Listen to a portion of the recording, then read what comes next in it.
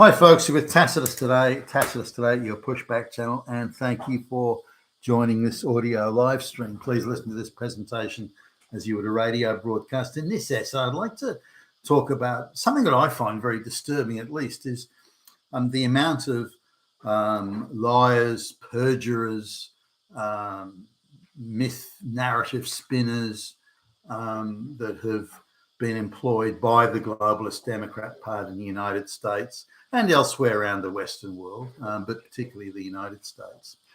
And there's one of the great struggles of modern times has been the struggle over controlling the narrative. Remember, the globalists are imposing a new order on the people without their consent. They do not have the consent of the people. So they're trying to force the consent by taking 100% control of the narrative. If no one can ask the questions or disagree, at least not in any sort of public sense, then they have control of the narrative, the globalists, and therefore they can impose that narrative with, as they would see it, with impunity. Now, I don't think it quite works that way in the overall scheme of things. That's certainly how they see it.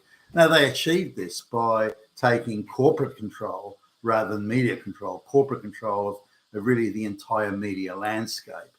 And they had the power and used it ruthlessly, as we can see with some of what Mark Zuckerberg's been coming out with recently, even though he went along with it at the time, where they can shut down anybody who doesn't go along with the globalist narrative. But people still provide useful services to the globalists in their agenda to break down and destroy all confidence and all social unity among white societies. And it's very much, again, a central part of the globalization project. And people that are able to assist them in this end, committing perjury in a courtroom, committing perjury in a congressional hearing, coming out with insane, ridiculous propaganda in the media. For example, people who poured withering hate on white people and straight white males, they were never banned, they were never censored, nothing ever happened to them. But if anyone tried to answer back or oppose that narrative, then they were quickly censored or their videos taken down. And I've had experience with that, for goodness sakes.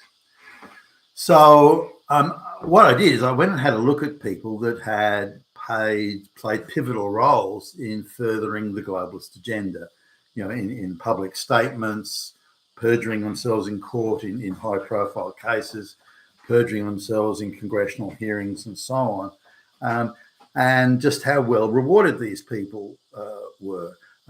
Prosecutors, for example, that would ruthlessly and aggressively go after straight white males and all the time concealing critical evidence that 100% exonerated these straight white males.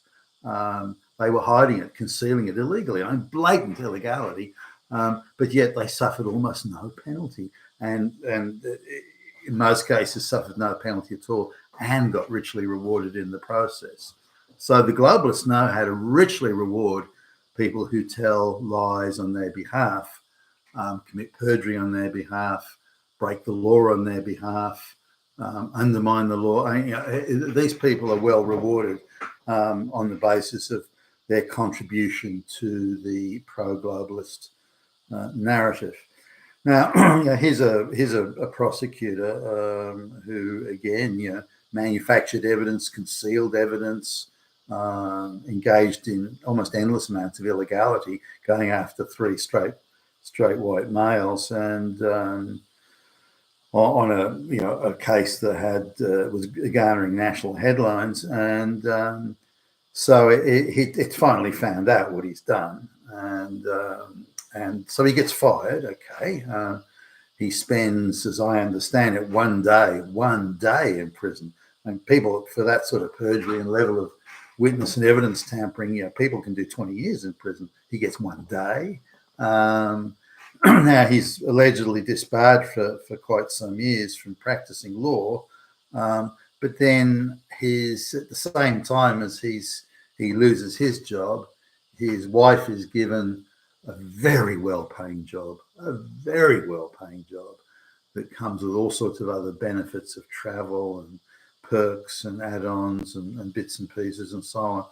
So in reality, he's not being punished at all. In fact, he's being rewarded for it. He's better off now than he was previously, and through the looking after his wife very generously. So this is a guy who's again suffered no pain. He's done things in service of globalization. He's done things in service of denigrating straight white men and making out black people to be victims and oppressed, and the patriarchy, and misogyny and so on. So he's made a decent contribution to that narrative, and he's being richly rewarded. But hold on a minute, you say, he broke the law. I mean, he planted evidence, manufactured evidence, concealed evidence. I mean, this guy should be doing, 99 years in the state penitentiary, but that's not how it works.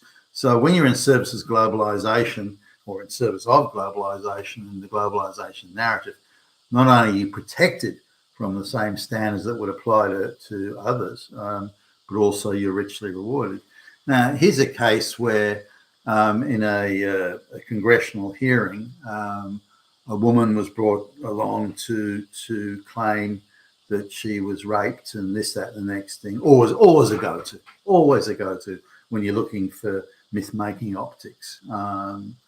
And now it's very, very, very clear that she had handlers and spin doctors making sure she rehearsed in front of the cameras to play up the victimhood to the absolute max, and a bit of crying. And now when you cry, do it like this. No, hold your head this way. No, lean forward when you do that. No, talk in a whiny little girly voice. He raped me. And you have to do it. So obviously choreographed, rehearsed, acted out, scripted, the whole thing, obviously done. And that person committed perjury on, so many counts of perjury you in front after having sworn an oath. Now that person could be thrown in prison again forever if you wanted to. But not only was she never held to account for that perjury or any of it, that she was also richly rewarded with many substantial financial donations, even though all her legal costs and representations were free. As I understand it, she's been bought, people have bought houses for her. She's had numerous consultancy gigs very richly rewarded through NGOs and all sorts of things like that. The husband has received, the children have been very well looked after with jobs and handouts and gifts and so on. So in service of globalization and to support the myth-making, quite absurd narrative. And it doesn't matter if it's true or not, or part true, or even minimally true. It's the narrative. You must control the narrative. And that's, the globalist mantra. Next to mass migration, that's got to be the next chief plank of their platform. So this woman, again, richly rewarded for committing perjury, and no one has gone after her for committing perjury.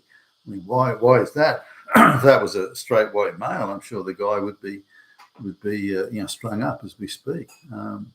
Now the list further goes on with people who people on who say were in President Trump's team in his first term, and they'll come out with fantastic stories of he jumped across the car and he grabbed the steering wheel while he was waving swastikas, then Hitler jumped in the car and so it's so absurd and so fantastic that you wouldn't piss on it, let alone give it credence in a congressional hearing.